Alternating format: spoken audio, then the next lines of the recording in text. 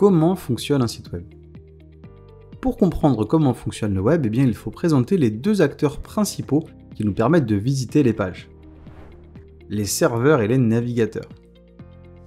Attention, il ne faut pas confondre entre les navigateurs et les moteurs de recherche.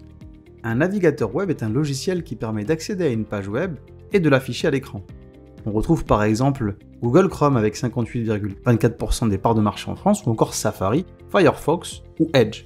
Pour entrer dans une page web, le principe est d'utiliser une URL que l'on entre dans la barre d'URL en haut de votre navigateur. Aujourd'hui, les navigateurs arrivent à faire la différence entre une URL ou une recherche. Mais s'ils n'y arrivent pas, le navigateur fera appel à un moteur de recherche pour traiter la recherche. Le moteur de recherche va lui de son côté vous apporter une liste de liens URL vers des pages web qui correspondent le mieux à votre recherche.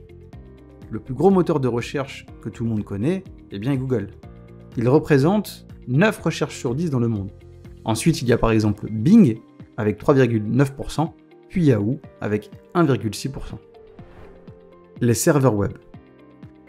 Comme nous l'avons vu, les serveurs sont des machines très puissantes qui ont pour but d'envoyer des données d'un site web à son client, navigateur, dans un langage informatique. On peut considérer un serveur comme une bibliothèque qui répertorie de nombreuses pages web. On peut voir le fonctionnement d'un serveur comme un restaurant.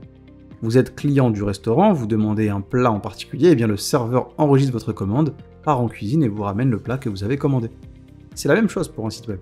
Lorsque vous faites une recherche, vous cliquez sur un URL. Une requête est envoyée au serveur, on appelle cela une requête HTTP. HTTP est un protocole qui décrit la façon dont les données doivent être transférées sur le réseau. Le serveur va ensuite lire cette requête et vérifier si l'URL demandée correspond à un fichier existant dans sa bibliothèque. Le serveur va ensuite renvoyer une réponse au client. S'il a trouvé la page demandée, alors le navigateur affichera le contenu demandé. Si par contre il y a un problème avec la récupération de données, ou si le serveur n'a pas trouvé la page, on obtiendra une erreur.